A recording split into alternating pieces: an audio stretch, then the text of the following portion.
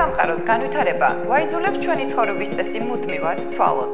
თანამედროვე ტექნოლოგიების პროგრესის ეპოქაში ციფრული დაიჯესტი ნამდვილად არის გადაცემა, რომელიც არ უნდა გამოტოვოთ. გამარჯობა. მიუხედავად იმისა, რომ ახალი iPhone-ი კრიტიკის ქარცეცხლში გაატარეს და მას მართლაც ბევრი ნაკლი აქვს, გაყიდვები უკვე საინტერესო მასშტაბებს იღებს. ამერიკის შეერთებულ შტატებში გაიხსნა წინასწარი შეკვეთების მიღება Apple-ის 9 სექტემბერს ნაჩვენებ ახალ smartphone-ებზე iPhone 6 და iPhone 6 Plus. ამერიკის შეერთებული შტატების გარდა შეკვეთის გაფორმება შეეძლოთ გაყიდვების პირველი ტალღის კიდევ 9 ქვეყნის მოქალაქეებს. დიდი ბრიტანეთი, ავსტრალია, კანადა, საფრანგეთი, გერმანია, ჰონკონგი, იაპონია, პუერტო-რიკო და სინგაპური. ამერიკის შეერთებულ შტატებში მე-6 iPhone-ების შეკვეთა შესაძლებელია 3 ხერხით. Apple-ის ონლაინ მაღაზიის მეშვეობით, ოპერატორებთან და საცალო გაყიდვების მაღაზიებში. სიახლეებზე მოთხოვნა მოსალოდნელად დიდი აღმოჩნდა შეკვეთის დროს ბევრი მყიდველი გადააწყდა სირთულეებს. ამერიკის შეერთებულ შტატებში Apple-ის ონლაინ მაღაზია მუშაობდა ხარვეზებით. როგორც AT&T-ის წარმომადგენელი მარკ სიგელი აცხადებს, საიტზე Record iPhone 6 Plus-ზე მოთხოვნა უფრო მაღალი აღმოჩნდა, ვიდრე ბოლო 2 წლის მანძილზე. იმასთან დაკავშირებით, რომ ზოგიერთი მოდელი უკვე მთლიანად გაყიდულია ამერიკის შეერთებული შტატების ოპერატორებმა გაზარდეს მიწოდების ვადები. მაგალითად, Verizon გვპირდება 64 გიგაბაიტიანი iPhone 6 Plus-ის შუა ოქტომბერში მიწოდებას და არა შეკვეთიდან ერთ კვირაში. Apple-ის სიახლეების პრეზენტაცია ჩატარდა სამშაბათს 9 სექტემბერს, რომლის შესახებაც ჩვენ წინა გადაცემებში დეტალურად გიამბეთ.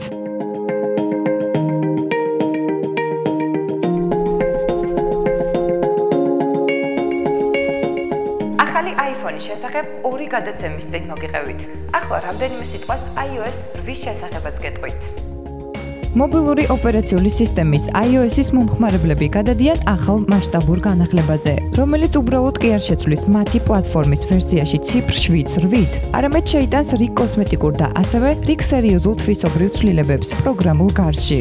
iOS 8-ის ოფიციალური რელიზი შედგა 17 სექტემბერს. iOS-ის ოპერაციული სისტემების შემდეგ თაობაზე გადასვლა ტრადიციის სამერფს შესაძლებელი იქნება როგორც უსადენო წესით, ასევე USB გადამყვანით, iTunes-ის მეშვეობით. ამასთან ერთად არ უნდა დაგვაუწყდეს საფირმო Apple-ის Media Player-ის წინასწარ განახლება. წარმოებელმა განაცხადა, რომ iOS 8 მხარდაჭერილი იქნება შემდეგი მობილური მოწყობილობებით. დაწყებული iPhone 4S-დან, iPad მეორე რეინკარნაციიდან და iPod Touch მეხუთე სერიიდან. რაც შეეხება მობილური პლატფორმის ახალი ვერსიის ძირითად ცვლილებებს. წინასწარ დაყენებული აპლიკაცია Health Hub, რომელიც ორიენტირებულია ფიტნეს გაჯეტებთან, სინქრონიზაციასა და კალორიებისთვის ავტომატურ დაანგარიშებაზე, გულისცემის შესახებ მონაცემების მიღებაზე, დღიური აქტივობის სტატისტიკის წარმოებასა და სხვაზე. შეტყობინებების გაგზავნა ელექტრონული პოსტით, Facebook-ით ან Twitter-ით, გაშვებული აპლიკაციიდან გაუსწრებთ, რომელშიც მოცემულ მომენტში მუშაობთ. სხვა დეველოპერების ეკრანული კლავიატურების, მაგალითად, როგორიცაა SwiftKey, გამოყენების შესაძლებლობა თუ სტანდარტული ვარიანტი, QuickType, მოგეჩვენებათ არასაკმარისად ფუნქციონალური. დახვეწილი ხმოვანი თანაშემწესი, ინტეგრაცია პლატფორმასთან, ჭკვიანი სახლი, HomeKit და Shazam სერვისთან ურთიერთქმედება, უცნობი წყაროდან გაჟღერებული აუდიო ჩანაწერის საძიებლად და შემდგომში მისი დასახელებისა თუ შესრულების იდენტიფიცირებისთვის. გრაფიკული ინტერფეისის რედიზაინი, რომელიც ვიზუალურად მეტად სასიამოვნო და მეგობრული გახდა Apple-ის ეკოსისტემაში ნაკლებად გარკვეული მომხმარებლისთვის.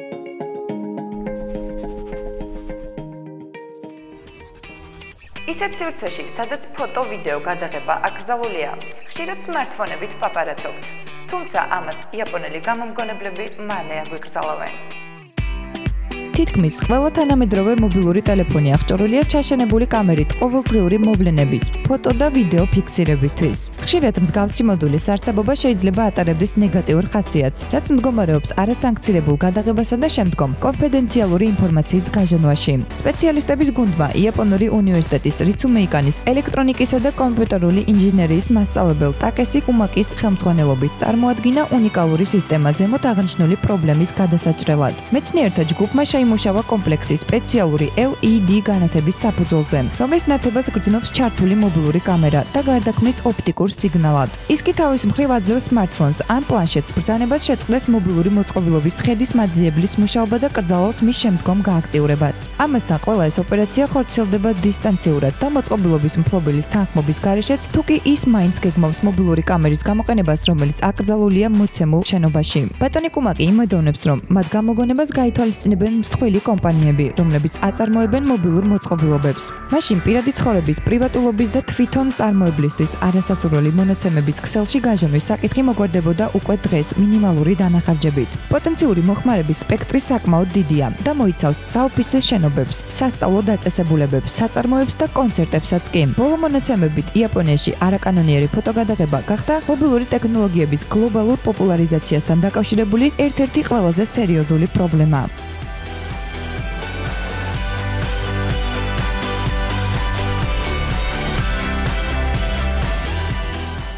კომპანია Amazon-მა მომხმარებელს ახალი მოწყობილობა შესთავაზა. ნახოთ რით იწონებს თავს ახალი პლანშეტი. კომპანია Amazon-მა მსოფლიოს წარმოუდგინა საკუთარი მოწინავე პლანშეტური კომპიუტერი Fire HD-X 8.9, რომლის წინასწარი შეკვეთებიც უკვე დაწყებულია. Fire HD-X 8.9-ს გააჩნია 8.9 დიუმიანი სენსორული დისპლეი, 2560x1600 პიქსელზე გარჩევადობითა და ფერთა სივრცის sRGB 100%-იანი მომცველობით. Amazon-ი ირწმუნება, რომ რიგი პარამეტრებით სიახლე ჯობნის Apple iPad Airs. Fire HD-X 8.9 აღჭურვილია 8 მეგაპიქსელიანი ძირითადი კამერით, გამოსახულების სტაბილიზირების ელექტრონული სისტემითა და განათებით, ასევე ფრონტალური HD კამერით 720p ფორმატში ვიდეოს ჩაწერის მხარდაჭერით. მასში დაყენებულია ოპერაციული სისტემა Fire OS 4 სენგურია Android-ის ფუძეზე. აკუმულატორი უზრუნველყოფს 12 საათამდე ავტონომიურ მუშაობას შერეულ რეჟიმში, კითხვის, ინტერნეტში მუშაობის, ვიდეოს ყურებისა და მუსიკის მოსმენის დროს. პლანშეტი ხელმისაწვდომია 16, 32 და 64 გიგაბაიტი ჩაშენებული მეხსიერებით. ფასები შესაბამისად 380, 430 და $480. მოდული 4G აძვირებს მოდელს $100.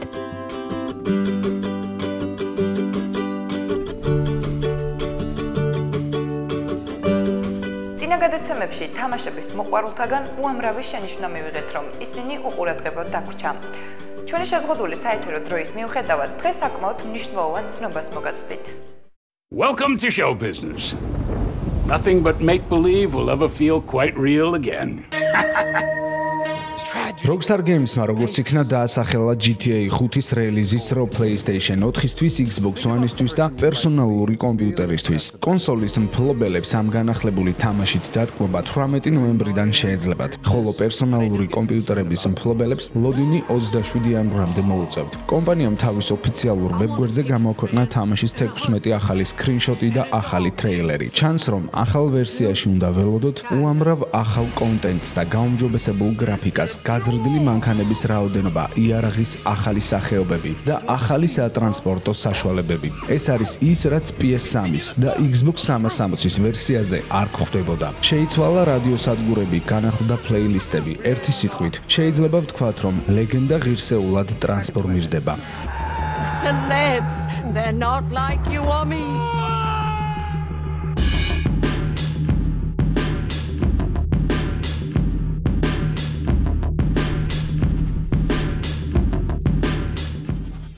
პროგრამული გიგანტი Microsoft-ი მალე საინტერესო სიახლეს წარადგენს. რა თქმა უნდა, ამის შესახებ ციფრული დაიჯესტის მაყურებელი პირველი შეიტყობს.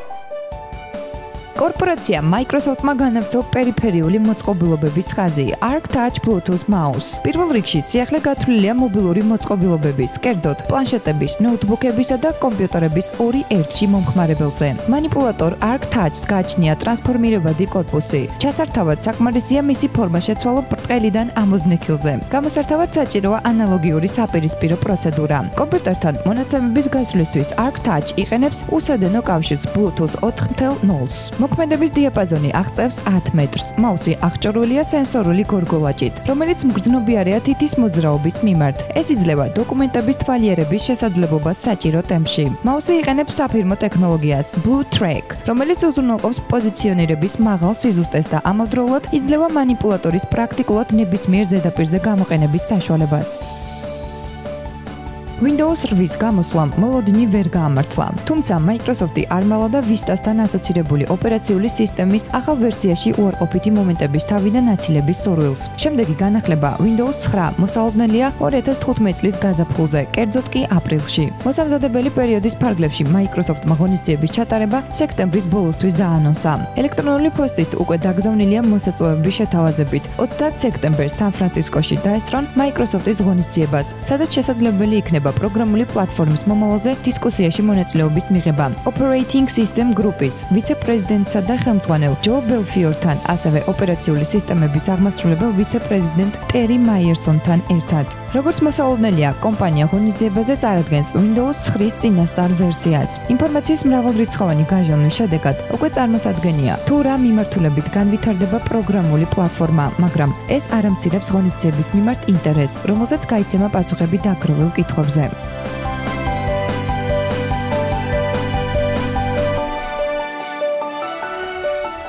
YouTube-ზე ვიდეოს ყურება შეძლებთ მაშინაც კი, როდესაც არ გაქვთ ინტერნეტი.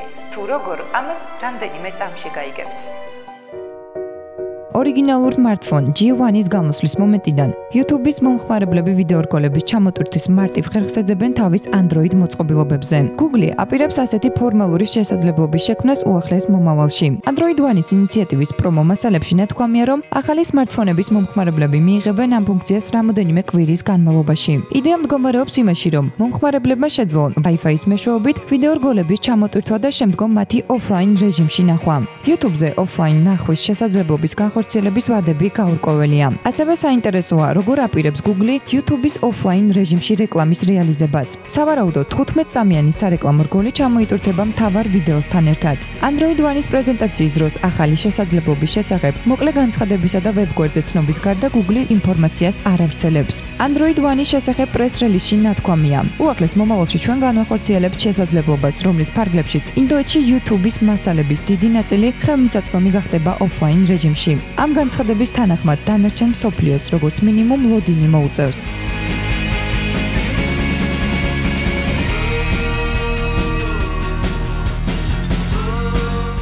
ციფრული დაიჯესტი გრძელდება.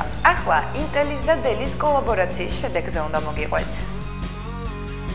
კომპანიებმა Intel და Dell გაამხილეს თავისი ჩანაფიქრი, გამოუშვან Android პლანშეტი Venue 87000. მათი განსაზღვრებით სიახლე უნდა გახდეს ყველაზე თხელი მსოფლიოში. მოწყობილობის კორპუსის სისქე შეადგენს მხოლოდ 6 მმ-ს. სიახლე გამოვა შობის დღესასწაულების პერიოდში. 8 დიუმიანი ტაბლეტი წარმოდგენილი იყო ყოველწლიური კონფერენციის Intel Developer Forum ფარგლებში. აპარატის მარცხენა ნაწილში განთავსებულია კამერის თვალი და მასთან დაკავშირებული გადამცემი. დინამიკის ბადე ასევე მდებარეობს მხოლოდ მარცხენა ნაწილში, რაც Venue 87000 რამდენადმე არასიმეტრიულს HTC One-სა და Nvidia Shield-ისგან განსხვავებით. ულტრათხელ კორპუსთან ერთად პლანშეტმა პირველმა მიიღო RealScenes ფოტოტექნოლოგიის მხარდაჭერა, რომელიც თითოეული გადაღებული სურათის სიღრმის რუქას ადგენს. ასე მომხმარებელს ერთი წერტილიდან მეორემდე თითის გასმით შეუძლია შეცვალოს მანძილი, მათ შორის ან გაასწოროს ფოკუსი. უცნობია Venue 87000-ის სხვა მახასიათებლები. რაც შეეხება მოწყობილობის ფასსა და რელიზის თარიღს, ის მოგვიანებით გახდება ცნობილი.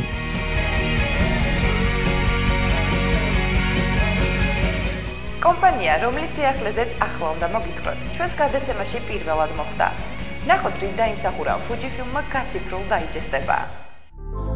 კომპანია Fujifilm-მა წარმოადგინა ფოტოკამერა New Concept Camera-ის პროტოტიპი, შექმნილი სპეციალურად ავტოპორტრეტების გადაღების მოყვარულთათვის. სიახლე წარმოადგენს ფოტომოდულს, რომელიც დამაგრებულია მოტორიზებულ სადგამზე. სახის ამოცნობის ალგორითმების გამოყენებით კამერა უწყვეტად აჩვენებს ობიექტის მდებარეობას და ავტომატურად იღებს სურათებს. ეს იძლევა გამოსახულების მიღების შესაძლებლობას რეალურ მდგომარეობაში, რეალური სახის გამომეტყველებითა და ემოციებით. მონაცემების გაცვლა New Concept Camera-სთან ხორციელდება უსადენო კავშირის მეშვეობით. სიახლის კომერციალიზაციის ვადები ცნობილი არ არის.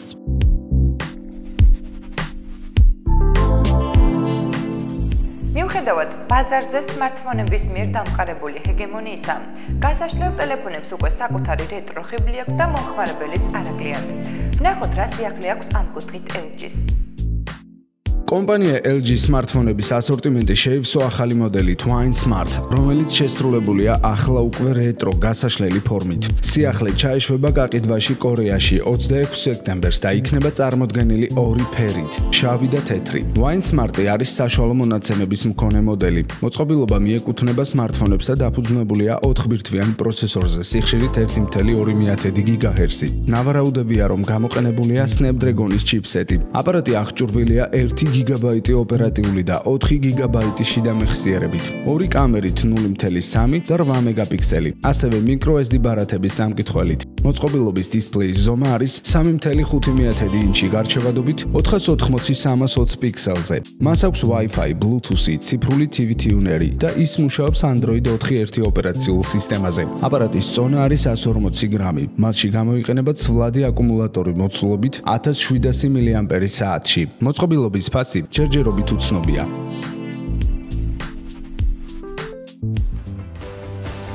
კვირის მნიშვნელოვანი ციფრული სიახლეები უკვე გაგაცანით. შემდეგი გადაცემისთვის მზადება უკვე დაწყებულია. შესაბამისად, დადგათ, რომ ერთმანეთს დროებით დავემშვიდობოთ. ნახვამდის.